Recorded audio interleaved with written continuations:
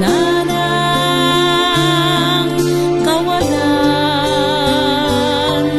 Sa iyong kanlungan kami tinuruan, aral na kailanman sa puso't isip mananahan.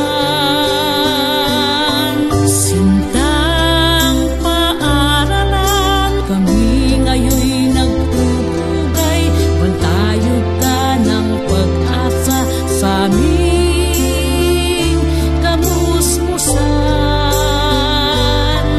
Sa mga gurong humubog sa ugalit isipan, pasasalamat ang sambit habang